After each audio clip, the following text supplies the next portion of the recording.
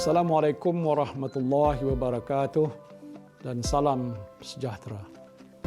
Apa khabar semua? Program imunisasi COVID-19 kebangsaan akan bermula dengan fasa pertama yang melibatkan anggota barisan hadapan. Fasa kedua yang melibatkan golongan berisiko tinggi dan fasa ketiga untuk masyarakat umum akan dilaksanakan selepas itu. Pusat-pusat vaksinasi juga telah dikenal pasti di lokasi yang berdekatan dengan anda. Justru saya menyeru kepada anda semua agar mendaftarlah sejurus saja pendaftaran untuk mendapatkan vaksin ini dibuka. Cukup mudah. Anda hanya perlu mendaftar menggunakan aplikasi MySejahtera. Anda akan dimaklumkan tentang bila dan di mana perlu mendapatkan vaksin anda.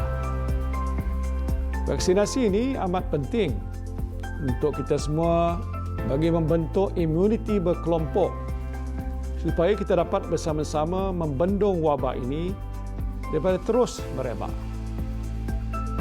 Marilah kita bersama-sama melindungi negara yang kita cintai ini dengan mengambil suntikan vaksin. Lindung diri, lindung semua.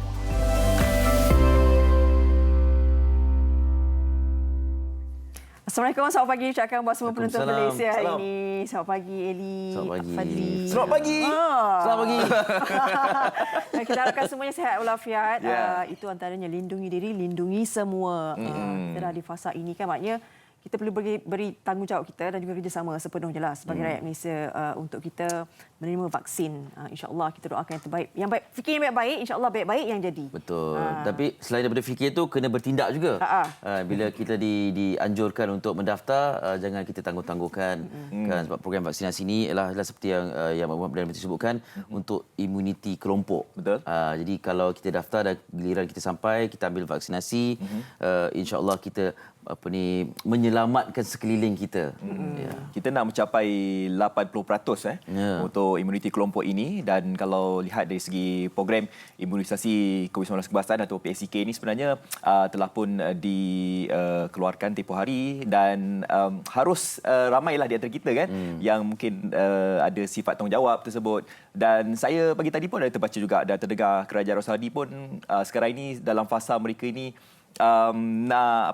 yang mana orang nak menunaikan umrah kan? Jadi Kerajaan Arab Saudi sekarang ini memang dah mewajibkan ada sesiapa saja nak menunaikan umrah ke haji ke bukan saja orang luar datang ke Arab Saudi, tetapi kaki tangan yang orang yang bersihkan kawasan persekitaran di Masjidil Haram itu pun diwajibkan untuk membuat suntikan vaksin itu. Suntikan vaksin ini pun kadang-kadang kan ada orang cakap ada yang nak, ada yang tak nak kan. Tapi ianya bergantung pada diri kita. Salah satu sebabnya kalau anda mungkin nak melancong pun mungkin lepas ni dah kena ada satu suntikan vaksin. Betul. Nak keluar negara. Baik. Hari ini kita 7 April, kita nak bincangkan satu topik yang mungkin akan diberikan perhatian berkenaan dengan kelonggaran kemasukan pembantu rumah warga asing yang tersekat, yang terkandas dekat negara asal tu sebelum PKP tu kan. Untuk pulang kembali ke Malaysia untuk bekerja, meneruskan visa yang ada tu dengan syarat-syarat tertentu. Jadi yalah, mungkin ada majikan-majikan yang sebelum ini bimbang juga kan. Pembantu rumahnya visa masih ada lagi. Tempohnya masih panjang. Sebab dah bayar, dan sebagainya. Yang penting sekarang ini memanglah semuanya akan tertumpu kepada kos. Nak dapatkan pembantu rumah sekarang ini bukan calang harganya. Betul. Apabila dengan keadaan sebegini, darurat sebegini, bagaimana pula nanti? Adakah pihak ejen tu kalau bisa kata tidak dapat membawa kembali pulang ke untuk bertugas, dapat wang refund ke ataupun macam mana? Tapi pada masa ini kita membimbingkan kita semua dah mula keluar bekerja. Jadi rumah harus diuruskan, yang pembantu yang kita dah percaya sebelum ini kita mahulah berada di rumah kita kembali kan. Banyak perkara termasuklah berkaitan dengan vaksinasi juga. Betul. Isu pembantu rumah ni isu yang besar tau sebenarnya. Kalau kita ni yang tak ada maid, Tak ada pembantu rumah, kita rasa macam tak apalah kan. Tapi kalau siapa yang ada pembantu rumah ni, ianya merupakan isu yang besar dan mereka ni merayu sebenarnya kepada kerajaan supaya tolonglah kerajaan kan bagi kelepasan untuk mate kita yang mungkin berada di Filipina, Indonesia kan. Itu antara dua negara yang ramailah pembantu rumah. Dan sekarang ini pun kerajaan masih lagi belum lagi buka pintu sepadan negara. Sekarang ini apa yang kerajaan boleh beritahu, anda kena memohon dulu. Sebab proses untuk permohonan kemasukan pembantu rumah ni mengambil masa lebih kurang 4 bulan. Andai kata kalau anda mohon sekarang bulan 4 kan, April kan. Mungkin kerajaan bulan 8 nanti baru buka pintu sepadan. Dah boleh dah. Dah boleh dah untuk bawa masuk permit ni. Banyak cabaran ni sebenarnya kan. Itulah. Barangkali mungkin boleh difikirkan kembali tentang kerjaya pembantu dalam kalangan rakyat tempatan. Orang kita kan. Ada tapi masih lagi rendah mungkin. Itulah dia. Pernah dilakukan inisiatif ni di Terengganu sebelum ni kan. Dan ada sambutan yang masa tu juga sebenarnya. Cuma itulah tidak, kalau dapat diperbesarkan dan mungkin penjenamaan pembantu rumah tu kan boleh dilihat kembali. Sebab masa PKP kan kita lihat ramai tidak bekerja, tapi sanggup bekerja di pasar borong dan sebagainya. Maknanya demi kelangsungan hidup, ya, tak kisah bekerja di mana-mana. Barangkali ini juga dapat dilihat kembalilah untuk menggerakkan ekonomi juga sebagai mata pencarian. Kalau inilah yang antara cadangan dan ideanya boleh setuju, tapi sebab antara majikan ni. Ini antara majikannya. Tapi kena juga majikan kena tukar mentaliti. Ya, betul. Janganlah menganggap bahawa kan pembantu rumah itu macam kita drama-drama Melayu sebelum ni. Dia kena seiring kena seiring bibi duduk rumah kan. Baik. Kita nak berikan perkembangan terkini berkenaan dengan statistik COVID-19 setakat semalam. Saya terkesima dengan angka ni sebab genap. Genap kan? Itu dia. Okey. 1,300 itu kes baharu yang telah dicatatkan semalam. Bukannya berita menggembirakan, tapi kita lah sebab angkanya unik sikit berbanding sebelum ini. Dan kes import agak tinggi juga, 24 kes yang dicatatkan. Tapi tanda juga kepada Barisan Harapan, ini kes yang telah sembuh semalam melebihilah kes baharu 1,412. Kalau ikutkan pecahan dari setiap negeri, saya paling suka Perlis lah. Kan? Kalau apapun, kalau tengok taburan negeri, saya tengok Perlis dulu. Sebab kalau Perlis ni dah melebihi 10 ke 20 ke, saya dah risau dah. Sebab Perlis biasanya kosong kan. Okey, tapi Sarawak pun amat mendukacitakan jugalah, antara yang tertinggi juga. 385 kes diikuti oleh Selangor dan juga di Pulau Pinang pun tinggi juga 110. Kelantan ni tinggi juga ni. 126 dan ini dia jumlah kematian secara keseluruhannya 1,300. Semalam kita mencatatkan 5 kematian, 3 di Sabah tersilap saya. 1,300 kes baharu, 1,300 kematian. Ya. Okey. Betul. Dan ini antara kluster baharu di Keluang, di Besut dan sebagainya. Kalau anda perasan, kluster tempat kerja masih lagi wujud. Dan ialah disebutkan banyak kes positif di 4 kampung di Terengganu dan juga Sabah yang dikenakan PKPD ini. Itulah berdasarkan perangkaan yang dikongsikan ini, mungkin kita boleh belajar sesuatu daripada Perlis, bagaimana mentaliti mereka, rakyat Perlis, warga Perlis, untuk memastikan perkara ini dapat dijaga. Kosong itu dapat dikekalkan. Ya, sifar itu. Mungkin ada yang kata Perlis negerinya kecil. Tidak, walaupun kecil, bukannya kecil dapat tambang itu, tapi bagaimana perlu mereka melindungi sesama mereka. Betul. Tadi Eli, kita cakap pasal kematian. Saya nak bercakap pasal kematian lah. Pukul 2 pagi tadi, kita dikejutkan dengan pemergian pelakon veteran Allahyarhamah Nur Yati binti Taib, ini dia yang lebih terkenal dengan gelaran Makcik Petir. Yang telah pun membuskan nafas terakhir sekitar jam 2 pagi tadi. Makcik Petir ini memang banyaklah untuk membintangi drama-drama komedi. Sebab itulah beliau digelar sebagai Makcik Petir ini. Dan antara lakonan yang memberikan kesan, antaranya lakonannya membawakan watak Makcik Mary dalam drama Cinderella. Jadi kita pun sama-sama mengucapkan salam taziah kepada keluarga Allahyarhamah dan sama-samalah kita mengucapkan Al-Fatihah.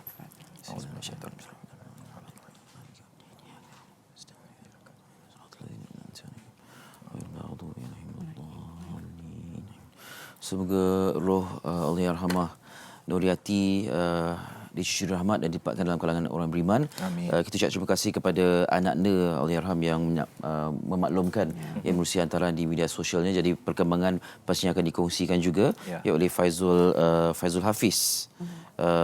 Faizul Hafiz Hashim. Ya, okey, dan itu perkembangan yang dapat kita kongsikan hari ini. Hari ini banyak perkara terutamanya berkaitan dengan pembantu rumah tadi lah yang kita nak bawakan, ya. Tapi kita nak selak dulu kot surat khabar hari ini. Sebab hari ini surat khabar semua kalau di hadapan ni gambar semua. Gambar kereta mewah. Dia macam ni, macam majalah katalog kereta tu. Tapi kita mulakan dulu berita harian. Apa yang terkandung di berita harian hari ini? Berita harian ni saya nak kongsikan berkaitan dengan zakat fitrah lah. Sedar tak hari ni kita dah 25 Syaban. Lebih kurang 6 hari saja lagi untuk kita menyambut bulan Ramadan. Tak sabarlah. Aroma Ramadan tu dah mula kita Ramadan tiba. Okey, ini berkaitan dengan zakat fitrah. Terus saja saya nak bacakan di muka surat 14. Mawib menetapkan 3 kadar zakat fitrah, jumlahnya RM5, RM7, RM14. Ikutlah kepada kemampuan kita, dan yang paling penting kita boleh bayar secara dalam talian. Majlis Agama Islam Wilayah Persekutuan ataupun Mawib menetapkan 3 kadar zakat fitrah di KL, Labuan dan Putrajaya. Menteri di Jabatan Perdana Menteri Hal Ehwal Agama Datuk Seri Dr. Zulkifli Muhammad Al-Bakri berkata 3 kadar tu RM5, RM7, RM14 dipersetujui melalui mesyuarat Jawatankuasa Perundingan Hukum Syarak Wilayah Persekutuan. Okey, 2 kadar tu RM7, RM14 ditetapkan kepada mereka yang berkemampuan. Tetapi andai kata kalau anda ni berkemampuan lebih, bolehlah bayar RM14 ya. Kalau anda ni mempunyai kelapangan harta, kelapangan harta anda boleh bayar RM14. Itu di KL. Okey, di berita harian ni pun turut dikongsikan untuk anda yang berada dekat Johor. Dekat Johor pun mereka pun dah mengeluarkan zakat fitrah di sana RM7. RM7 dekat sana. Okey, dan RM10 pula bagi umat Islam yang menjadikan makanan hariannya, iaitu beras selain daripada jenis super tempatan, beras import seperti beras wangi, beras basmati. Kalian beras apa? Itulah dia. Itu kata kalau beras basmati ke tu menjadi beras harian, mungkin boleh difikirkan tentang kadar zakat itulah kan. Tapi zakat fitrah ni macam peribadinya kita lihat kepada kemampuan kita lah. Memang wajibnya mungkin RM7, tapi kalau kita ada kemampuan lebih tu, eloklah itu diberikan kita lebih. tengok kita makan beras apalah. Maknanya kalau boleh makan beras mahal sikit, maknanya bolehlah kita sumbangkan. Cuma lebih. Abang bayar beras. Abang bayar beras. Dah ada t-shirt tu ada tak? Depa beli beras. Depa beli beras. Okey, itu di berita harian. Seterusnya. Di Harian Metro bukan dapat ni. Yang cerita ni lah. Baik. Ini di NST pun lebih kurang juga. Hebat juga depan ni. Penuh kan? Penuh ni. Harta dalam sindiket kartel projek disita, jutawan tersungkur. Kalau tengok di halaman kedua dan juga ketiga, kita dapat menyaksikan barisan ataupun pameran kereta-kereta mewah. Jadi tayang puluhan kereta mewah antaranya model Ferrari Spider, Ford Mustang GT, kita ada Mercedes-Benz AMG, Porsche 911, Lamborghini Urus di pekarangan Banglo dihuni malah dalam sindiket kartel projek berusia 47 tahun terbabit, turut memiliki sebuah kapal mewah bernilai RM10 juta selain 2 helikopter untuk kegunaan peribadi.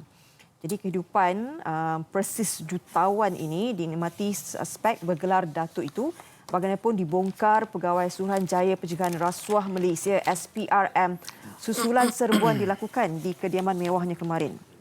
Jadi hasil pemeriksaan SPRM, suspek ini menyimpan pelbagai kenderaan mewah. Semuanya ni harganya RM15.7 juta. Itu dekat kediamannya saja tahu. Berapa? 15.7 juta di kediaman.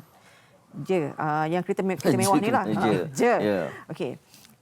Kemudian SPRM turut menemui dan merampas simpanan wang tunai berjumlah 3.5 juta milik ketua sindiket itu. Lepas tu mereka menyita banglo, rumah kedai dan pejabat bernilai 29 juta dalam operasi sama. Jadi dia kata suspek ni ada akaun atas nama 644 individu. Kalau digabungkan semua, nilai 100 juta ringgit. Wow. Okey. Boleh baca lebih lanjut berkenaan dengan ni, tapi itulah bila kata 40 dia bagi sikit MC macam kita macam siapa Ya. siapa Betul dia. kan. buat masa ni saya lebih tertumpu kepada jenis kereta Itulah. yang dipaparkan ni lah. Kalau kita tengok ni, wow. Tapi apa yang boleh kita, yalah, kadang-kadang kita baca benda ni kita nampak benda ni mewah kan. Tapi saya percaya ada mungkin yang mungkin belum lagi dikesan. Mungkin adalah di antara Ini kita kan yang mungkin berangkai, macam kan? ni juga kan. Mungkin yalah, segera bertaubatlah sebenarnya kan. Dan kita Sekali zas dia bagi. Jangan anggap yang Menjelang Ramadan. Okey, okey. Oh ya, menjelang Ramadan. Jangan anggap macam benda ni tak apa, tak ada orang tahu apa semua, tak apalah kan. Jangan macam itulah. Macam orang cakap lah, sepadan pada tupai belum pakai, ini jatuh tanah juga. Macam ni lah juga kan. Dan kita ucap tahniah kepada pihak berkuasa kerana ketangkasan mereka mengesan perkara perbuatan-perbuatan ataupun aktiviti seperti ini. Sebab suspek ini dia membolot projek kerajaan menerusi tender dan sebut harga bernilai lebih 3.8 bilion. Wow. Okey. Biar perkara ni dibincang lebih Panas ni, lanjut. panas. Ya. Kita nak Hari ni beralih hari ke Metro panas. akhbar berikutnya. New Straits Times, walaupun gambar muka hadapan paparannya cerita yang sama, pilihan penerbit kita di muka surat 4 lebih menjurus kepada program vaksinasi yang membabitkan satu vaksin yang menjadi perbualan perbincangan juga, AstraZeneca ini. Di muka surat 4 menyebutkan AstraZeneca shots to be used in NIP usage approved by country's vaccine panel as benefits outweigh the risk, says Adam Baber. Malaysia will proceed to use the AstraZeneca vaccine in the national COVID-19 immunisation program as its benefits outweigh the risk. Jadi keputusan untuk meneruskan penggunaan AstraZeneca ini selepas dibuat pertimbangan, walaupun ada negara tertentu ataupun laporan tertentu mengatakan terdapatnya kes darah beku dan kematian dan sebagainya. Antara negara yang menghentikan penggunaan ini ialah Belanda, kemudian ada lagi lah negara. Jadi Malaysia membuat ketetapan ini. Jadi kita nantikan perkembangannya dan pastinya keputusan ini dibuat selepas pertimbangan dan penilaian yang begitu teliti sekali. Okey, itu muka surat 4 dalam NST. Nak balik muka surat pertama tak? Tak apa. Ya, okey. Simpan. Baik. Hari ini kita akan banyak bincangkan juga pelbagai isu.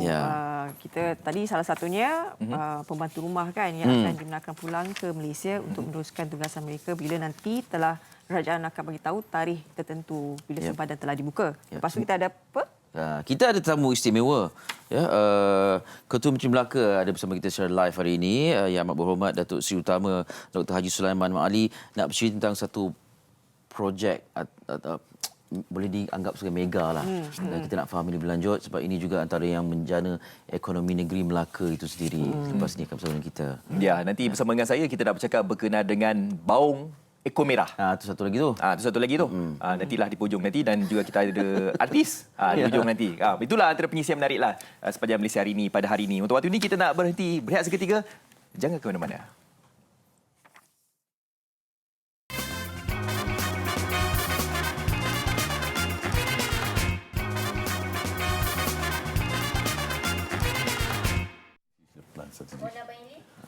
Baik, kembali dalam Malaysia hari ini.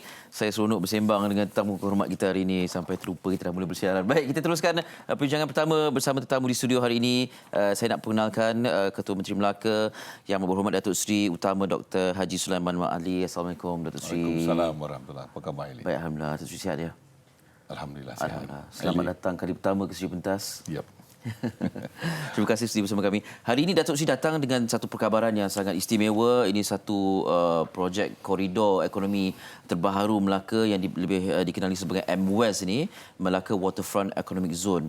Sebagai permulaan Datuk Seri nak huraikan lebih lanjut, silakan. Ya, Bismillahirrahmanirrahim. Assalamualaikum warahmatullahi wabarakatuh. Salam. Pertama sekali saya nak cerita sikit mengenai dengan saya ringkas what is MWES. MWES is Melaka Waterfront Economic Zone. Jadi Melaka ini sebenarnya adalah salah satu-satunya negeri yang tidak ada wilayah pembangunan. Kita ada skor di Sabah dan Sarawak. Kita ada NCER. Itu sebelah utara. Kemudian we have ECR sebelah Pantai Timur. Dan kita ada di Johor. Johor kita panggil dia apa? Kita panggil dia wilayah Iskandar. Yang terkini atau yang terbaru buat 2 years ago yang dibangun oleh Datuk Mak Hassan sendiri, Malaysian Basin Valley. Semua ini koridor yang dibangunkan 10 tahun dulu, 15 tahun dulu. Melaka tidak terangkum pun, tidak tercatat dan tidak terpalit pun satu pun di negeri Melaka. Sebab itu dalam kita punya cadangan, kita ada dalam plan strategik kita 2035, kita di dalamnya terkandung ada 8 flagship. 8 flagship ni, flagship yang pertama adalah pembangunan wilayah ekonomi. Jadi kita telah merancang untuk membangunkan satu wilayah ekonomi atau ekonomi wilayah tepian pantai, koridor tepian pantai yang kita namakan Melaka Waterfront Economic Zone. Jadi yang di dalamnya adalah terkandung keluasan sebanyak 25,500 ekar sepanjang 33 km. Dan di dalamnya itu adalah banyak pembangunan yang akan kita isikan, termasuklah industri dan juga kawasan-kawasan pelancongan. Jadi ini adalah satu pembangunan yang berimpak tinggi yang akhirnya nanti boleh dimanfaatkan dan akhirnya boleh dikongsi bersama oleh seluruh rakyat negeri Melaka, bukan hanya rakyat negeri Melaka, begitu juga rakyat Malaysia amnya. Ya, kita lihat ni satu visi yang menampakkan keunikan Melaka itu sendiri. Jadi kalau dibandingkan dengan koridor ekonomi yang lain tu, apa lagi keistimewaan MWest yang dapat fungsikan? Okey, baik. Sebenarnya kalau kita melihat koridor-koridor yang terdapat di seluruh negara kita ini, Melaka Waterfront Economic Zone ataupun koridor tempatan ini berbeza kalau dibandingkan dengan negeri-negeri lain. Wilayah koridor kita yang baru ini terletaknya di bahagian pantai, di tepi pantai. So, many years ago semua tahu bahawa Melaka adalah pusat perdagangan, ekonomi dan juga pusat penyebaran agama Islam terbesar pada waktu itu, 700 tahun dahulu. Jadi kelebihan yang ada di pantai sepanjang 70 km ini, yakni keluasan ataupun kedalaman lautnya itu. Dan ianya adalah laluan Selat Melaka, banyak kapal-kapal yang melintasi daripada utara ke selatan, selatan ke utara. Jadi lebih kurang hampir 100,000 kapal yang melintasi Selat Melaka. Jadi peluang ini adalah cukup tepat pada masa ini. Kalau boleh kita tap kapal-kapal yang lalu ni, tak payah perlu banyak. Saya ingat 2% pun dah cukup. Sebab laluan dan tempat negeri Melaka dengan kedalaman lautnya cukup strategik dengan keindahan pantainya, di mana kalau tidak, mana mungkin pedagang-pedagang dulu datang ke negeri Melaka. Jadi memang pantai negeri Melaka pertamanya kedalamannya cukup untuk menggamit kapal-kapal besar maupun besar kecil datang. Dan pantai juga menarik, di mana sebahagian nanti kita akan menambahkan lagi produk-produk pelancongan. Semua sedia maklum bahawa Melaka adalah negeri pelancongan. Historical city di bawah UNESCO. Jadi sebenarnya inilah peluang yang terbaik kalau kita dapat bangunkan koridor, wilayah pembangunan koridor yang baru ni, ianya pasti akan meningkatkan ekonomi rakyat negeri Melaka. Saya tertarik bila Datuk Seri sebutkan tentang koridor ni. Dia seolah reliving zaman kegemilangan yang terdahulu yang menjadikan Selat Melaka tu dan Melaka tu entry port perdagangan antarabangsa, dan ini dapat dikembalikan dalam era yang moden sekarang ni. Jadi antara lain selain daripada kehebatan dan Selat Melaka dengan kedalaman laut yang memberikan kapal lalu dan seperti yang disebutkan, kalau tap 2% tu pun kita dah terbesar. Apa lagi cara untuk menarik pelabur untuk datang ke MWest ni? Okey, baik. Kalau kita lihat seperti yang saya sebut tadi, Melaka adalah negeri bersejarah. Di mana banyak kesan-kesan peninggalan sejarah yang sehingga hari ini masih lagi terdapat, dan pihak Perzim negeri Melaka sendiri sedang meneroka kawasan-kawasan ataupun peninggalan sejarah yang masih belum kita gali lagi, yang belum masih kita terokai. Baru-baru ni pihak Perzim telah terjumpa satu kapal lama. Jadi sebenarnya ini juga sebahagian daripada tarikan di dalam Melaka Waterfront Economic Zone. Seperti yang saya sebut tadi, bukan hanya kita nak bina pelabuhan-pelabuhan yang berimpak tinggi, tetapi di dalam juga terkandung kawasan-kawasan produk-produk pelancongan yang kita akan terokai dan kita akan perbarui nanti. Dan hari ini produk pelancongan yang ada di Melaka lebih daripada 20 produk pelancongan. Kita tak boleh bergantung kepada situ. Tidak bergantung dengan produk pelancongan yang ada.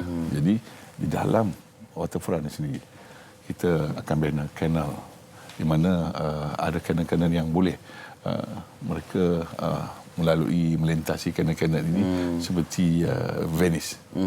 Dan kita akan bangunkan sebahagian daripada 25,500 ekar kawasan tambakan ini. Kita akan bina produk-produk pelancongan yang baru. So orang boleh naik gondola. Mereka boleh, kalau tak dapat pergi ke Venice, dia boleh datang ke Melaka. I want to make Melaka, the kereta Melaka berulang kembali seperti 700 tahun terdahulu. Itulah dia. Baik. Dan pastinya ini mengujakan juga rakyat Melaka dan kalau boleh nak tahu jugalah manfaat kepada rakyat tempatan itu sendiri. Sudah pasti ianya akan memberikan manfaat yang cukup tinggi kepada rakyat di Melaka. Kita ada peluang-peluang pekerjaan nanti di situ. Contohnya hari ini kalau kita bina nanti dia akan meningkatkan keluaran dalam negara kasar kita sebanyak 2%, 2%. Kalau ini dapat dibina, pendapatan kita mungkin boleh mencecah pelaburan saja di situ ia mencecah 100 bilion ringgit. Jadi sudah pasti banyak peluang-peluang pekerjaan, peluang-peluang perniagaan. Dan di samping projek yang berimpak tinggi ini, yang pasti akan mewujudkan usahawan-usahawan yang baru, khususnya anak-anak negeri Melaka.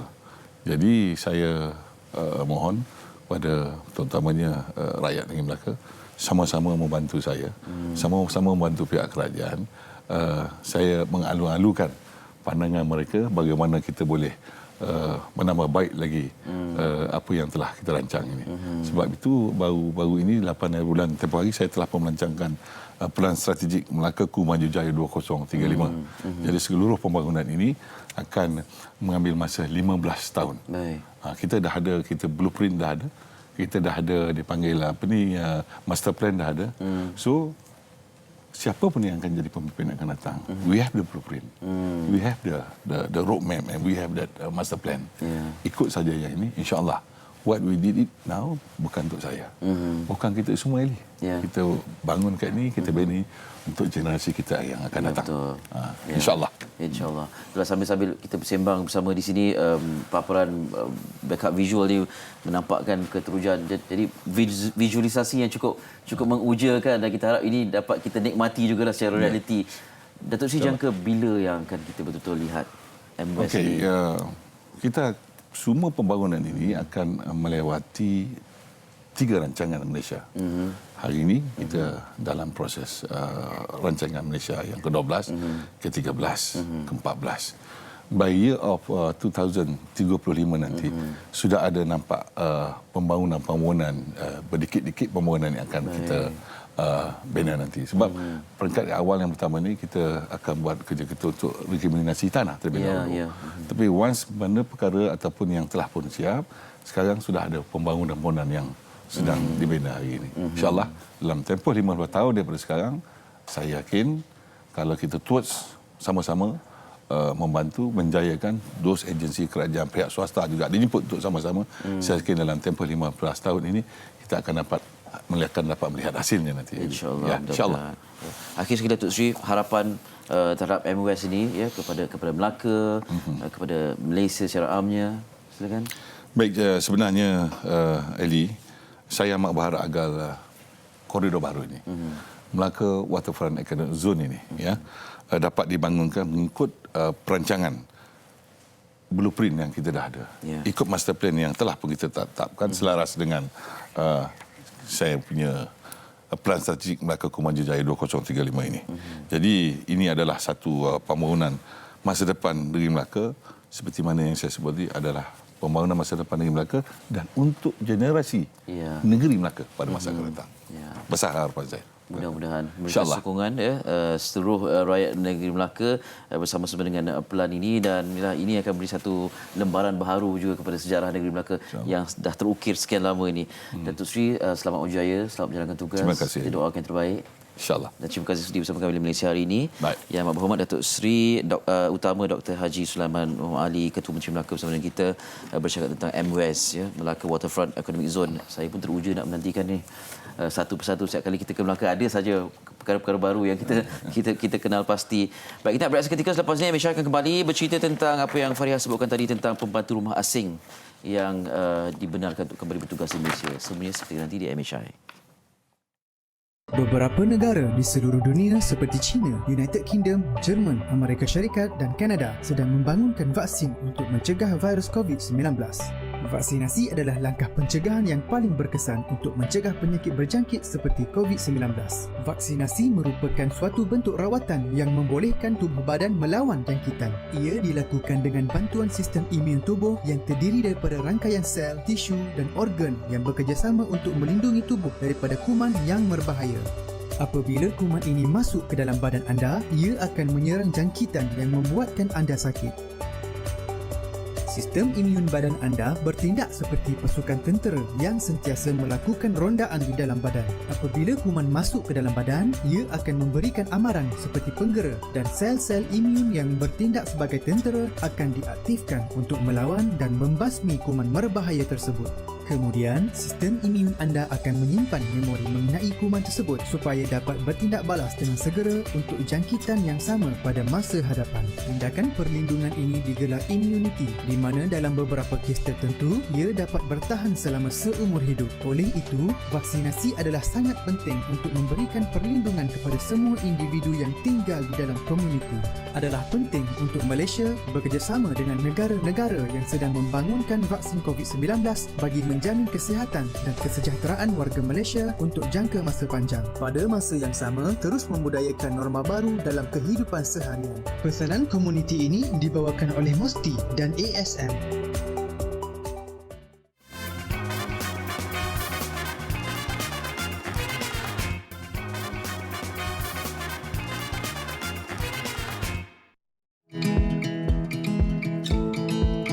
Irma Syida Abu Samah atau mesra disapa Dr. Irma, seorang doktor gigi sejak 20 tahun lalu. Seawal jam 8.30 pagi, doktor berusia 41 tahun ini akan ke pejabatnya terlebih dahulu sebelum meneruskan tugas di kliniknya.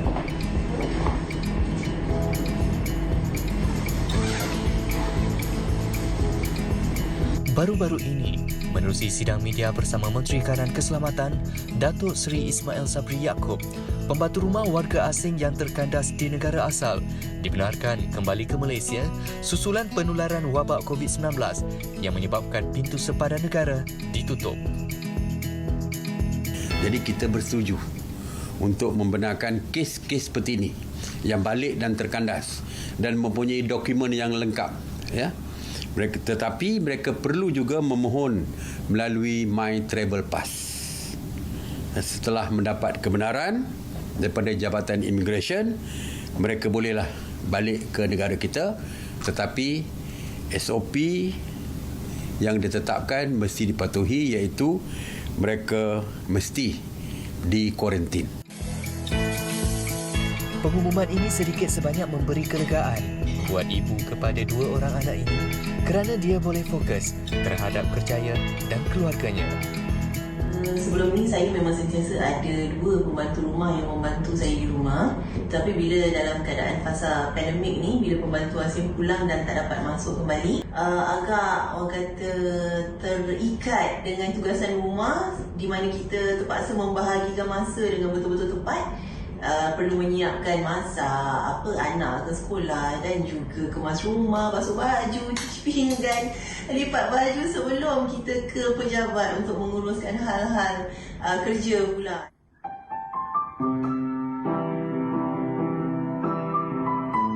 Anak jati negeri Johor ini membuat persediaan secukupnya bagi memastikan arahan kerajaan dapat dipatuhi.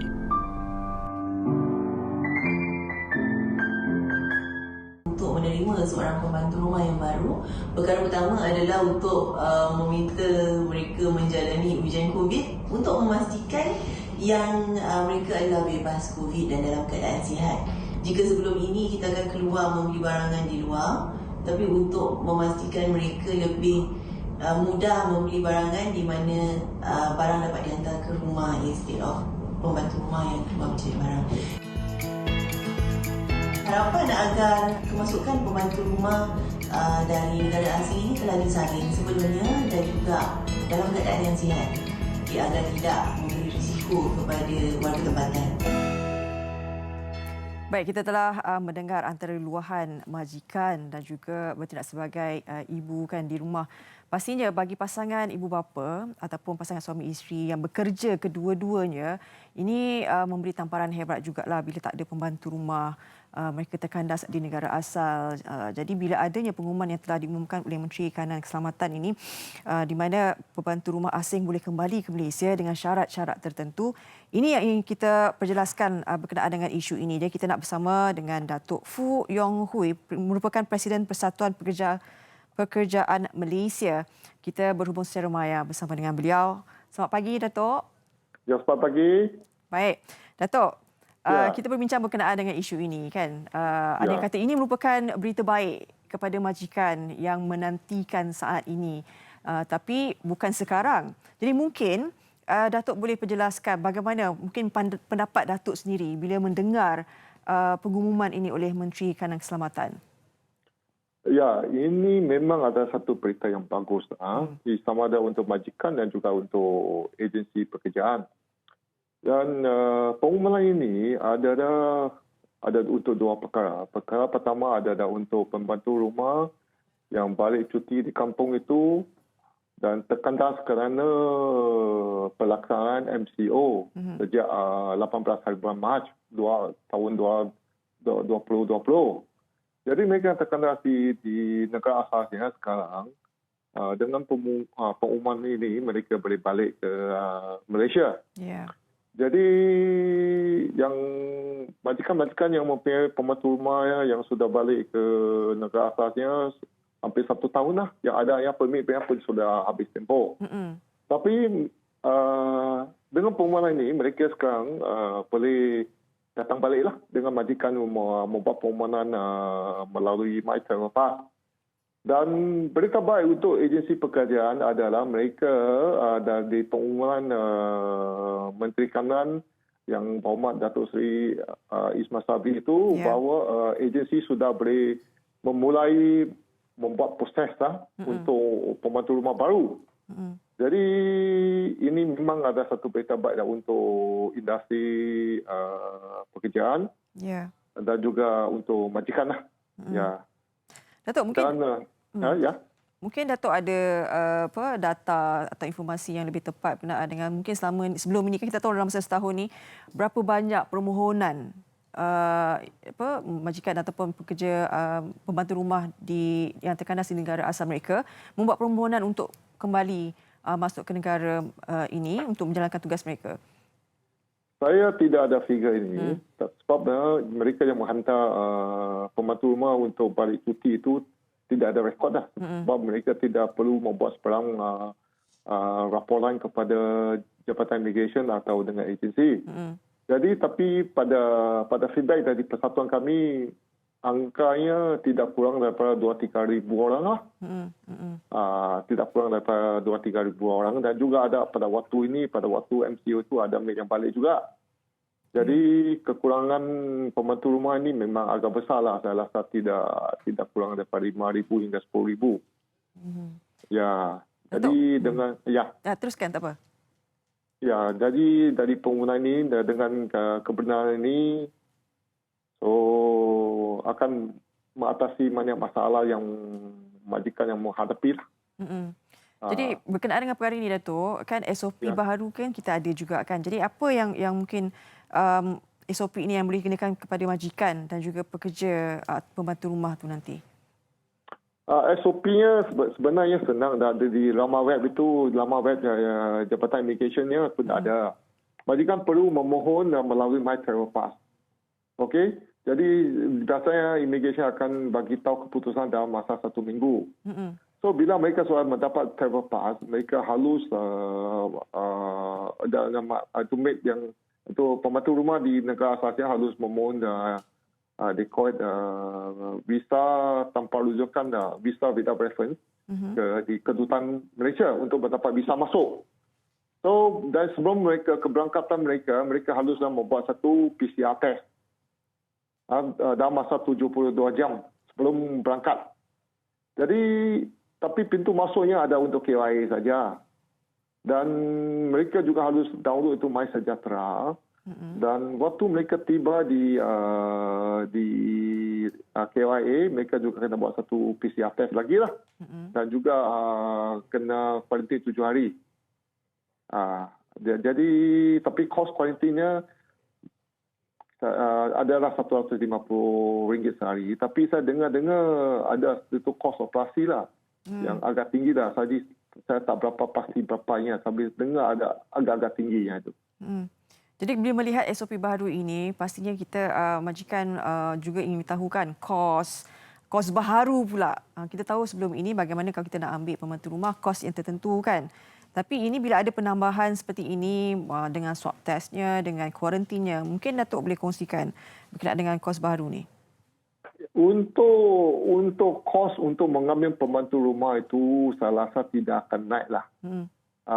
Tapi yang kos kuarantin, kos PCR, kos operasi itu yang diambil dari third party atau pihak ketiga itu kos yang akan dimasukkan ke dalam kos kita. Jadi berapanya kosnya kita masih tidak dapat ditentukan lagi dapat buat masa ini. Jadi kita akan tengok bila we have to wait for the first batch tengok itu first batch dah masuk Jadi kita perlu tahu berapa. Jadi kemungkinan kita akan katakan kita bagikan dua jenis. Satu yang maid yang terkandas itu. Jadi itu majikan boleh handle sendiri. Jadi majikan boleh bayar sendiri. Dan untuk maid yang baru itu kita akan kira kos kami sendiri. Dan juga lagi satu kos kuarantin. Kos kuarantin itu akan dibayar oleh majikan. Jadi itu kita based on the bill lah. Itu kalau bill itu berapa itu kita dan akan suruh majikan bayar lah itu. Itu senang, lebih senang itu. Tapi memang pasti Datuk bayaran gaji bulanan untuk pembantu rumah kalau kita nak ambil yang baru tu memang tidak akan berubah. Tidaklah, semua sekarang kalau ada pekerjaan sudah bagus lah. Semua negara terjejas dengan pandemik ini, walaupun di Filipina, di Indonesia atau di Malaysia semua orang susah. Jadi kita dapat pekerjaan kita harus syukur lah. Jadi saya rasa gajinya tidak akan naik. Jadi sebenarnya di Malaysia itu kita okey. Jadi yang takut itu desakan dari negara sumber saja itu. Tapi negara sumber juga tidak harus mendesak kenaikan gaji sebab mana orang tidak ada kerja kan? Ya. Baik. Datuk, mungkin Datuk juga ada saranan kepada majikan yang bakal menerima pembantu rumah nanti bila sudah tiba masanya kan, sempadan dah dibuka dan sebagainya. Ya, bila sempadan dibuka, jadi kita dapat meet yang pembantu rumah yang baru itu, kita harus kita harus menghargai sumbangan pembantu rumah lah. Jadi ramai orang sudah rasa pada waktu MCO ini, pembantu rumah mereka tidak ada di Malaysia, terkandas di negara asal dan mereka kena kerja sendiri. Yang adanya jaga anak, yang ada jaga orang tua. Yang ada jaga orang tua sampai ada orang tidak mampu menjaga orang tua dan hantar orang tua ke nursing home. Dan mereka membayar lebih tinggi lagi untuk nursing home, untuk menjaga orang tuanya. Dan juga orang tuanya juga mengalami satu we call it psychological impact sebab nursing home sekarang sedang mengamalkan SOP yang ketat sebab dia tidak membenarkan orang melawatnya. So jadi sekarang kita harus mengambil pengalaman dari MCO ini dan kita tahu kepentingan pembantu rumah. Jadi Malaysia memangnya ada laki lah. Jadi kita ada dapat mengupah pembantu rumah membantu kita meringankan beban pekerjaan rumah. So, yang mustahil juga kita harus melayani pembantu kita dengan baik dan juga respect hormati mereka lah. Juga harus anggapkan mereka sebagai seorang ahli keluarga. Betul ansur sekiranya sebarang pertikaian dia berlaku lah. Betul. So, we have to be patient lah. Okey. Baik. Ya. Datuk, terima kasih banyak-banyak di atas perkongsian ini. Kita harapkan nanti majikan dan juga pembantu rumah saling hormat menghormati. Itu sebenarnya yang menjadi kunci untuk beradanya hubungan majikan dan juga pekerja ini. Baik, terima kasih Datuk Foo Yong Hui, merupakan Presiden Persatuan Pekerjaan Malaysia. InsyaAllah kita jumpa lagi nanti, Datuk. Ya, terima kasih. Okey, itu dia. Baik. Selepas ini kita akan berehat seketika. Nanti kita nak bersama dengan Fadli. Ini berkenaan dengan ancaman baung ekor merah. Sebenarnya selepas ini di MHI.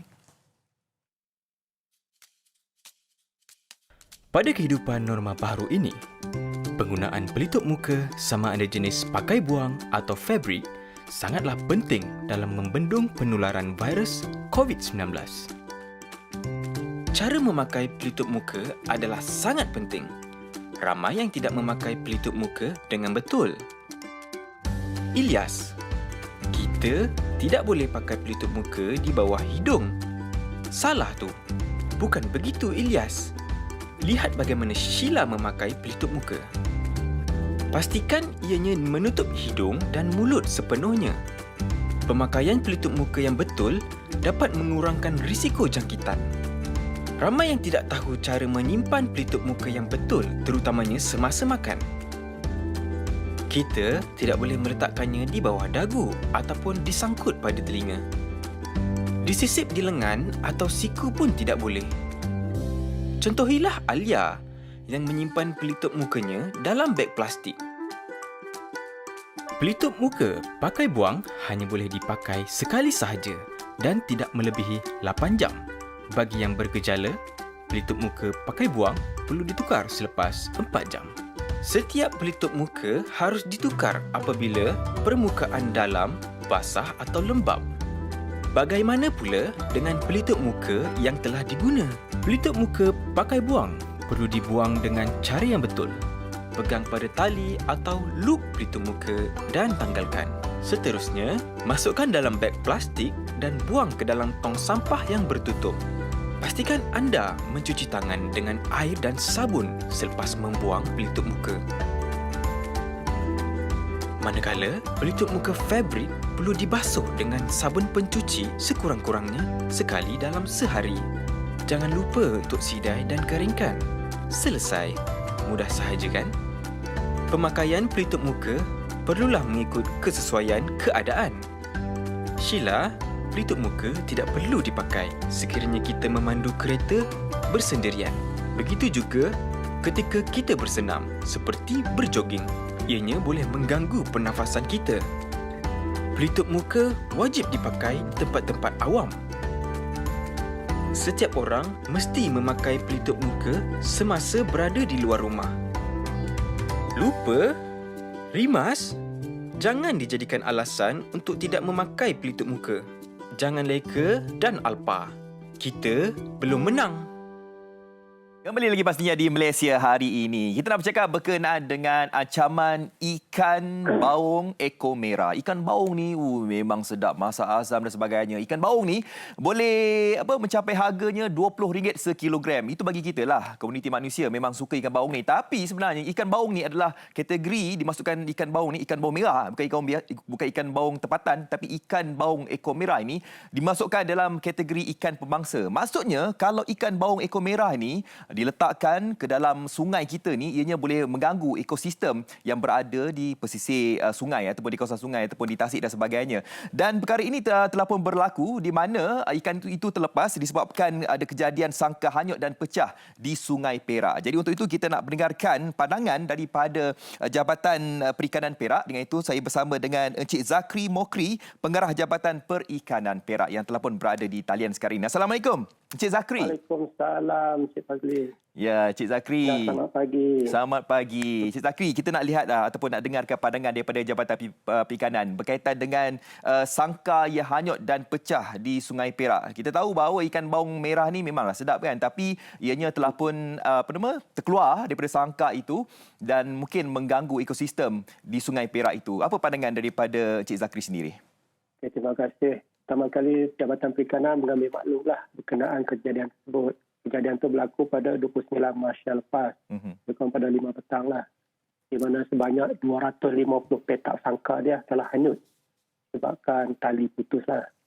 Okey, Jabatan Mengambil Serius lah. Sebenarnya setiap spesies ataupun organisma asing yang dimasukkan ataupun dilepaskan sama ada dengan sengaja ataupun tidak sengaja ke perairan umum, seperti tasik ataupun pembekalan lombong, sungai dan sebagainya, mempunyai risiko kepada kemandiran ekosistem negara sendiri. Ini bergantung kepada tahap invensi sesuatu organisma tersebut. Seperti kadar adaptasinya kepada sekitaran, pada survivor dia boleh hidup tak sekitaran kita. Kalau dia boleh hidup, maksudnya dia akan membahayakan kepada spesies-spesies lokal kita. Okay. Betul lah, dia mengganggu hidupan yang berada dekat sungai dia, itu. Dia boleh adaptasi dengan sekitaran sungai kita. Dan dia boleh membesar dengan cepat. And then dia juga agresif dengan memakan organisma yang terdapat di sungai. Dan dia boleh bergerak pula daripada sungai, dia boleh masuk ke tasik, itu yang lebih membahayakan tadi. Dia lebih agresif. Itu. Macam bau ni ada yang bau yang lokal juga. Bau yang biasa ni. Cuma bau ekor merah ni adalah alien spesies lah. Maksudnya ikan yang diimport daripada luar lah. Bukan spesies yang lokal. Bau ekor merah. Ya, sebab ikan baung ekor merah ni kalau ikutkan spesiesnya berasal dari sungai Mekong. Dekat Vietnam kan. Saiz dia pun besar, dia cepat membesar. Sebab apa kita risau kan, sebab ikan baung ekor merah ni sebab dia takut dia makan anak-anak ikan, dia makan udang kan. Habis semua nanti. Ya, habis. Dan dia lebih agresif lah. Dia takut juga dia boleh bergerak pantai, dia boleh bergerak pergi ke daripada sungai, dan dia pergi ke tasik, dia pergi ke Empangan, semua tu yang tak nak dia agresif. Ya. Cik Zakri, kalau kita lihat peternak-peternak ikan air tawar ni, memanglah mereka ni memang diberi kebenaran kan nak buat sangkar di kawasan sungai tersebut. Tapi untuk nak membela ikan air tawar spesies ikan pembangsa ni, contohnya ikan baung ekor merah ni, adakah ianya dibenarkan ataupun tidak, Cik Zakri? Okey. Cara amnya peternakan ikan sangkar di laut dan marine ni, maksudnya di laut lah, memang dikawal oleh Jabatan Perikanan di bawah peraturan sistem kacau laut. Di bawah Atas Perikanan lah 1985. Manakala peternakan ikan air tawar seperti di sungai, di Langkolang, semua tu dikawal secara pentadbiran. Di mana perundangan yang terpakai adalah bagi kita mengawal dia import dan ekspor saja. Bayar di bawah kerajaan negeri. Itu di bawah Seksyen Perikanan, kita menggalakkan kerajaan negeri untuk mewatakkan ataupun mewujudkan satu keadaan perikanan aquaculture bagi setiap negeri. Dan di Perak ni kita dalam proses mewatakkan keadaan tersebut lah. Keadaan perikanan aquaculture negeri Perak ni akan diwatakkan dalam masa terdekat. Bila ada keadaan ini, bolehlah kita memantau dengan lebih gitu lagi lah. Sebab keadaan perikanan yang ada ni cuma mengawal di perairan laut saja. Tidak termasuk di perairan negeri.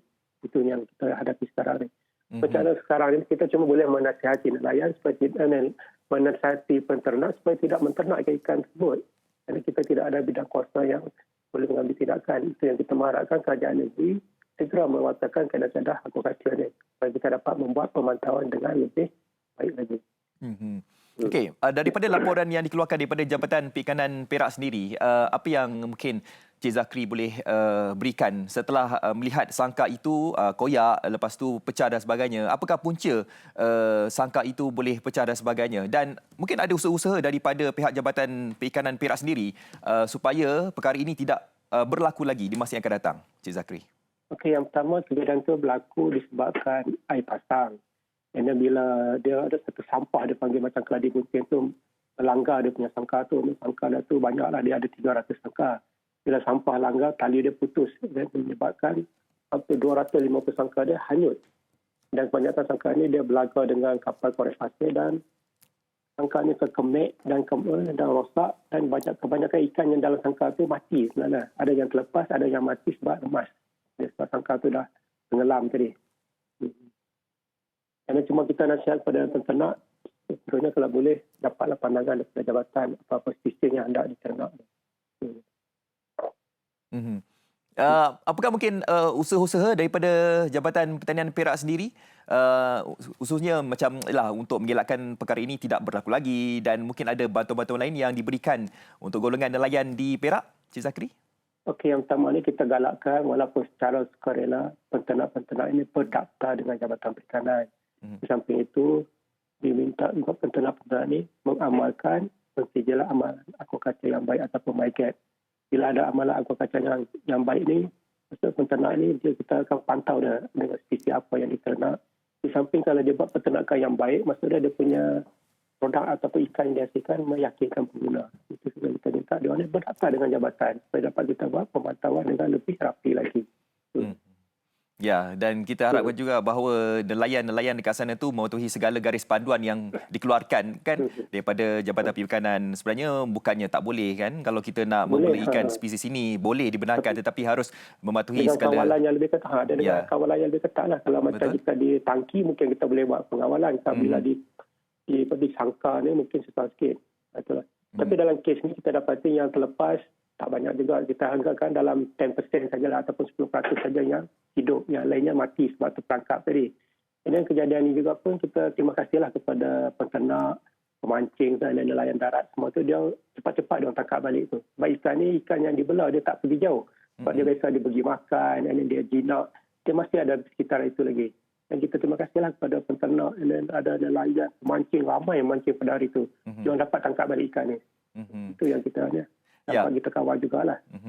Cik Zakri, mungkin Cik Zakri boleh mengambil kesempatan ini untuk kita nak tahu juga bagaimana agaknya kehidupan nelayan tatkala pandemik ini di negeri Perak. Kan mungkin ada sedikit inisiatif yang diberikan daripada pihak Jabatan Perikanan di negeri Perak untuk membela nasib nelayan di Perak itu, Cik Zakri? Okey, yang pertama kita mungkin cubalah kita boleh membantu, kita bantulah sebab dia ni pun dah sebagai harapan juga lah membekal ikan negara semua tu. Kita tengoklah mungkin di bawah bantuan bencana, kita boleh tengoklah kalau ada peruntukan di bawah bantuan bencana, kita cuba bagilah pada peternak ni, bantu balik supaya dia boleh bangun balik semula. Itulah. Okey. Baik, terima kasih Cik Zakri di atas informasi yang diberikan dan kita harapkan juga bahawa tidak akan ada lagi lah ikan-ikan spesies pembangsa kita harap ini. Macam itulah. Okey. Kalau dia orang ikut peraturan, dia tak akan belah lah ikan yang kita larang ni. Yang membahayakan persekitaran kita. Kita harap macam itulah. Kita anggarkan. Kita harapkan lepas tu peternak-peternak tadi berdaftarlah dengan jabatan dan ikutlah peraturan-peraturan dan juga lah kaedah-kaedah penternakan yang baik tadi tu. Ya, baik. Terima kasih Cik Zakri di atas informasi yang diberikan. Terima kasih Fadli. Terima kasih. Assalamualaikum. Baik, itu dia. Waalaikumsalam. Kita telah pun bersama dengan Cik Zakri Mokri, Pengarah Jabatan Perikanan Perak. Jadi kita telah pun ambil maklumlah tentang perkara tersebut. Memang sangkar itu telah pun disebabkan sampah kan, sampah lalu dekat kawasan sangkar itu menyebabkan benang-benang yang dekat sangkar itu koyak dan sebagainya, menyebabkan bukannya sedikit ratusan ribu ikan yang berada dekat sana tu terlepas. Dan kalau ikutkan ikan yang biasa-biasa, contohnya macam ikan patin, ikan baung tempatan kan, kalau misal kata ikan tu terlepas tak apalah, mungkin rezeki kepada para pemancing kat sana, tapi kita takut ikan baung spesies ekor merah ni kalau berada dekat kawasan tersebut di mana ianya boleh mengganggu ekosistem yang berada dekat sungai tersebut. Sebab apa? Sebab ikan baung ekor merah ni dia makan anak ikan, makan udang. Jadi bagaimana agaknya ikan tu nak membesar kalau dah dimakan oleh ikan baung ekor merah ni kan. Okey, baik, terima kasih Cik Zakri. Kita nak berhenti berehat seketika. Kejap lagi kita nak bersama dengan salah seorang artis ni, bertubuh kecil, genit tapi mempunyai suara yang mantap dan juga telah pun mendapat respon daripada artis internasional, Christina Aguilera. Bukan Christina datang sini, tapi artis ni dapat komen daripada Christina Aguilera. Sebentar lagi di Malaysia Hari Ini.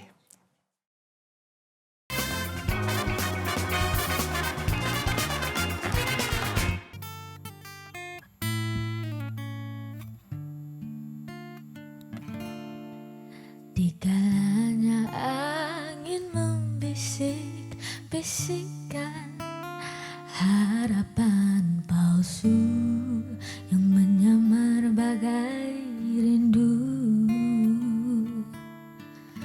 membuat mengering, menyejak dan menghilang, sedangkan aku haus kesepian.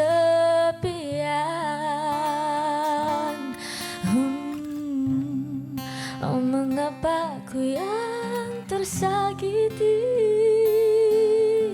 bara yang penuh kebencian mencemari kalbu. Oh, mengapa ini terjadi padaku, semuanya salahku dan aku tahu.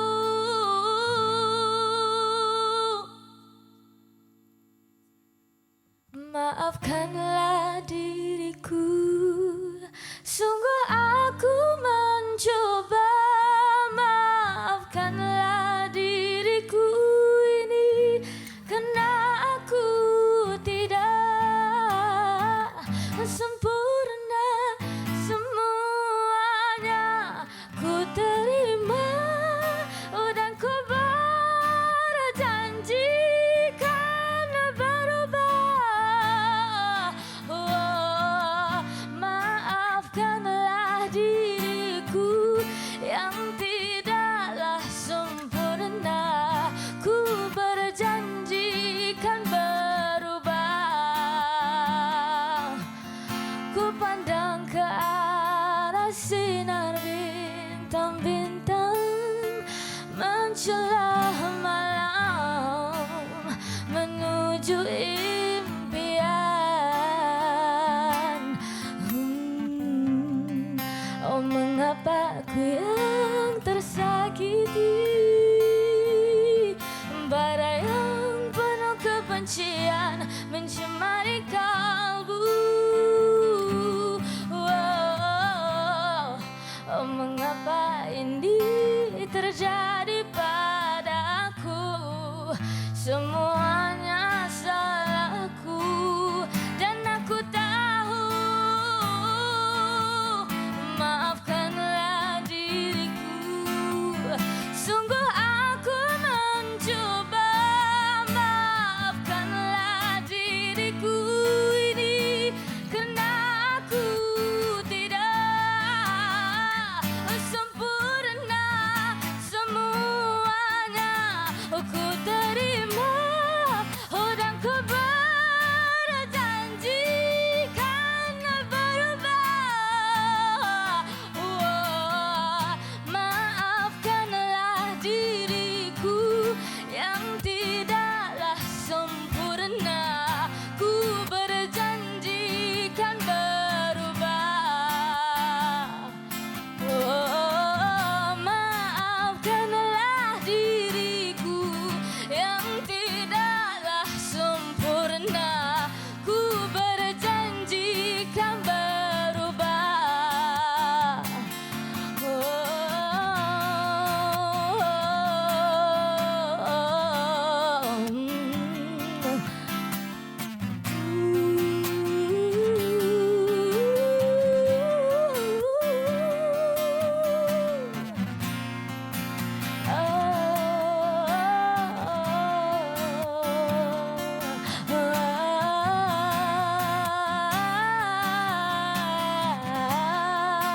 Ku tidak sempurna.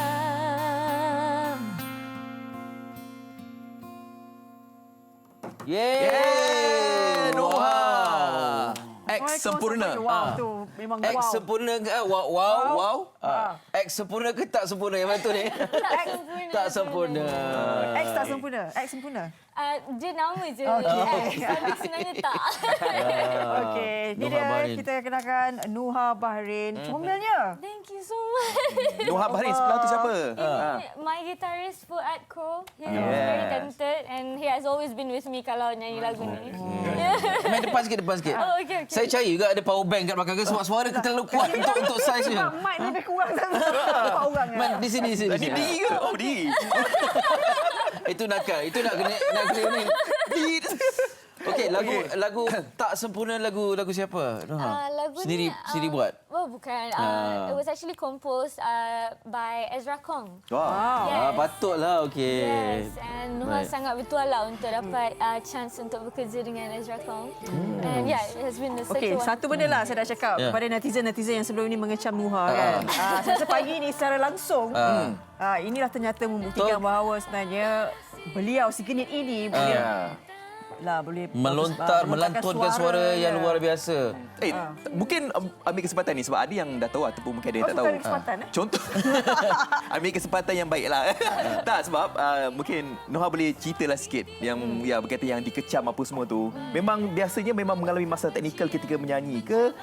Apa perasaan, bagaimana benda tu boleh berlaku waktu ketika tu? It was macam kesilapan yang Noha buat lah. It was one of my biggest mistake that I've ever done time nyanyi. Tapi itulah. Tapi daripada pengalaman tu Noha dapat belajar banyak benda. And yeah, Noha rasa it was nothing pasal technical pun. Noha rasa it was just my honest mistake. Adakah sebab vibe pertandingan ke ataupun nervous kan? It was actually my first time singing live on TV. So dia jadi macam nervous lah. Yeah, it was. I dulu masa tengah nyanyi tu macam tu juga. Patutlah tegang tu kan. Kena kecam tak tu? Masa tu belum zaman Zaman- teaser. zaman- Zaman ada komen T-Rex, lah. tahu zaman T-Rex. Tak tahu tahu lagi ni. Tapi hari ini redemption lah. Hari ini Yes. membuktikan Ya. anda kalau datang ke studio dengar sound check pun kita Ya. ingat yang betul-betul tadi. Ya. Betul. Sangat hebat, sangat Lagu luar ni biasa. memang macam membalas balik apa yang netizen katakan tu ke? Lebih kurang. Memberitahu it was tak sempurna tak tapi sempurna. sebenarnya Ya, sebenarnya banyak benda yang boleh dikaitkan dengan lagu ni lah sebenarnya. Tapi Ezra Kom pun memang buat lagu ni based on what happened hari tu. And that's why I feel like this song is very close to my heart lah. Sebab macam dia ada makna di sebalik lagu Ya, ni. lagi dekat lah kan. Dia menyampaikan tu dengan penuh keikhlasan. betul. Keluhuran tu. Ya. Saya cuma hairan dengan tajuk tak sempurna. Kenapa dia tak X, kenapa tak letak TAK? Ke ada kaitan dengan pujian daripada X Tina sebelum ni? Sebab dia punya Instagram ke X Tina yes. kan? Saya pun tak terfikir macam benda tu. Nampak saya buat kajian tu. Bagus kan? 25%. Dah boleh move on ke belum lagi daripada komen Christina Aguilera tu? Saya takkan boleh move on lah. I feel like betul lah. I feel like I'm so lucky to like actually know that Christina Aguilera knows that I exist. Wow. You know? It was Dahsyat, sangat. I was so shocked. Ellie Iskandar tag dah berapa kali lah? Ellie Christina tak pernah layan. Saya tak menyanyi, dia kena menyanyi. Awak patut print gambar tu, screenshot tu, lepas tu frame kan. Ya kan, gantung kat bilik. I will do that. Buat t-shirt ke? Bagi idea. Dah buat belum? Tak buat lagi. Plus tambah lagi sikit. Okey, mungkin dengan lagu ni kan dengan sentuhan Ezra Kom, dengan lagu ni dekat dengan Nuha. Jadi apa yang Nuha rasa harapkanlah dengan lagu ni? Lagu ni Nuha harapkan ramai orang boleh try to gain trust balik dekat Nuha, because I know macam I gave a really bad first impression. Tapi at the same time Nuha rasa macam I would just like macam I would love to have another chance for you guys to just like know what I can do, because Peluang kedua itu adalah hak yang perlu dibagi kepada semua orang. Peluang kedua tau. Betul. Kerana tak sempurna. Jadi perlu diberi peluang kedua. Peluang kedua dah masuk AJL, mungkin tak sempurna pula lepas ni. Amin. Yelah, kadang-kadang perkara tu memang kita tak rancang, tapi Noha kena ingat apa yang berlaku tu memang ditakdirkan macam tu. Betul. Dan ada hikmah di sebalik apa yang berlaku tu. Lihatlah Noha sekarang. Mungkin orang sebelum tu tak tahu Noha siapa Noha, tapi bila tengok benda tu kan, betul. Noha kan, dan Noha mengambil positif tentang perkara tu, dan terhasilnya lagu ni memang kenalah dengan Noha kan. Saya sebab saya nak comel sangat. Saya macam tak minta maaf kan, saya bukan tak sebab saya secara psikologi macam Nuha ada kalau berat berapa tak tahu. Itu yang dia nak tanya, bukan pandai. Sebab selalu comel. Berat Nuha Apa lebih 32. 32. Mama. Saya rasa berat kerusi campur mic stand semua ni. 32 budaknya 5 tau. Okey. Memang petit. Memang nampak betul lah. Yang Arif, ketepi sikit. Maafkan saya. Tak, saya nak tanya orang macam awak ni kan, jaga makan tak? Tak. Saya tak pernah juga kan. And honestly, I'm very lucky as well, because like macam saya tak pernah macam nak fikir kena diet ke anything. Alhamdulillah. I'm not complaining. Kau pernah minum apa-apa untuk naikkan berat badan ke? Oh, pernah. Dulu I ate gain weight. Dulu ingat tak? Weight gain macam tu kan? Tak jadi. Tak jalan. I don't know why. 32 bro. Tak, saya ingat Fariha antara yang genit di sini. Tidak. Rupanya ada lagi. Here comes a new Memang challenger. family macam ni kot, family background. My mother. Mother is very small. Tapi tak adalah sekecil saya. Dia pun macam Nuhan. Mama tak adalah kecil macam ni. Kenapa Nuhan macam kurus kan? Mama lagi tinggi. Mama tinggi sikit je. Almost as tall as I am. Tapi dia tak kurus macam Nuhan. Dia ada. Ni kelebihan tau. Suara sedap, muka cantik, comel. Betul. Nanti orang umur 50 pun orang tak tahu tu 50. Betul? Dia ingat 23. Sekarang berapa je. umur? 21. Okey, nak tanya suara ni datang dari mana sebenarnya? Suara ni. Saya macam tak puas hati. Dia macam kalau kita nak buat satu karakter dekat dalam game online ke apa kan. Dia macam komputer tu tak boleh terima kata. Tak dapat detect. Tak dapat. I honestly do not know, tapi Nuhan memang ikut my dad punya side. My dad punya side memang very... I came in a very musical family. My mom used to be a dancer and my dad, he sings. Okey, patutlah. Yeah, and then macam, I think daripada family kot, dia memang generation yang bukan family yang very very musical. So ni bukan vocal class train ni bukan? Oh, ada. Ada jugalah. Ya, Okey, ya, patutlah. ada. But like honestly macam baru start recently lah Time Vocal Mania tu baru start professionally belajar dengan vocal coach. Okey. Yeah. Dia kan alang-alang datang session ni sekarang, boleh tak kita tak belanja cover? sikit. Cover sikit lagu. Lagu apa tu? Apa-apa yang rasa best yang Kita orang tak nak minta, kita macam permintaan kita macam kalau boleh cover. Since tadi dah nyanyi lagu Malay, nak nyanyi lagu English pula this time. boleh. Tag sekali lagi X Tina tu, mana tahu dia cakap, oh, there's a second one. Yang dia repost ada kita pula. Ada kita. Kita duduk belakang. Belakang. Boleh bagi belanja sikit lagu. Boleh. Right now? Lagu apa? Okey. Sikit pun tak apa. Lagu apa Boleh kan Penerbit? Ada masa kan? Boleh kan?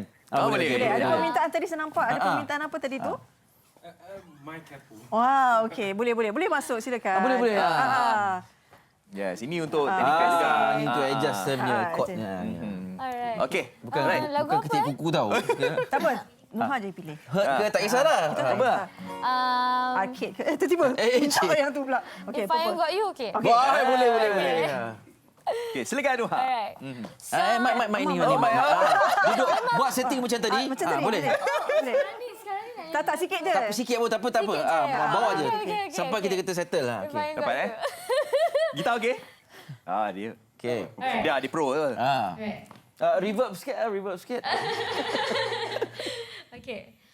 Well, some people want it all, but I don't want nothing at all. If it ain't you, baby, if I ain't got you, baby. Member tak sempat nak jadi chord. Tak sempat. Boleh je cari. Laju sangat. Tak apa. Lain kali kita. Tapi kalau misalkan ada gitar pun berlatar belakangkan suara Nuha lagi power. Lagi tinggi dia punya suara. Vibe dia tu Awak macam tak payah on mic pun tak apa. Sebab tu dia nyanyi tadi tak nak ada mic. Apa betul lah. Ya. Sangat luar biasa. Terima kasih juga kita ucapkan. Thank you so much for having me here, sir. Mungkin sedikit kata-kata untuk peminat untuk lagu ni. Untuk lagu Tak Sempurna, kepada siapa-siapa yang sentiasa menyokong Nuha, thank you so much. You guys have been amazing to me, and kepada siapa yang belum dengar lagi Tak Sempurna, please go ahead and listen. Dah ada dekat semua digital platform, and also my music video pun ada dekat YouTube, so jangan lupa tengok. Itu kan music video ni kan? Yes. Nice. Ini satu-satunya lagu tak sempurna yang sempurna. Thank you so much.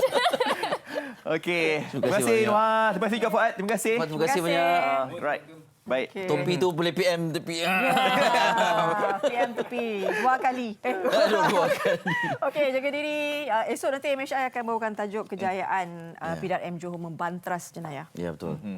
Okey, dan insya-Allah kita jumpa lagi nanti. Okey, selalu. Assalamualaikum. Bye-bye. Bye. Silakan. Oh, lagi lagu. Silakan.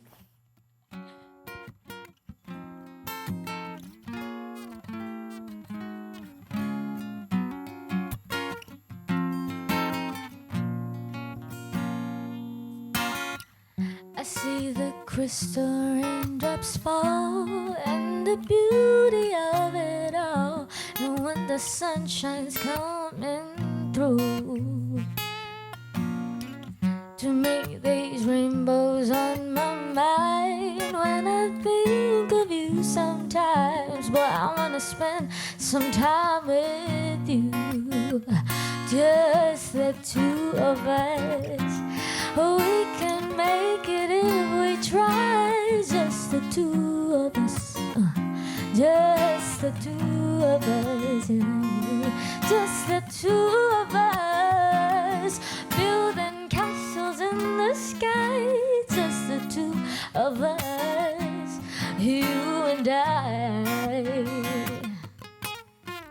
I see the crystal raindrops fall and the beauty of it all. And when the sun shines coming through, to make these rainbows on my mind. When I think of you sometimes, but I wanna spend some time with you. Just the two of us. We can make it if we try.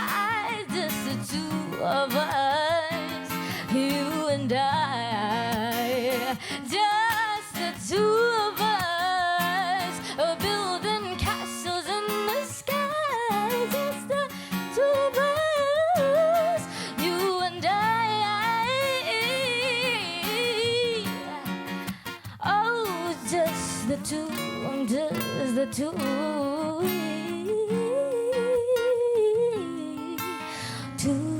of us. Hey,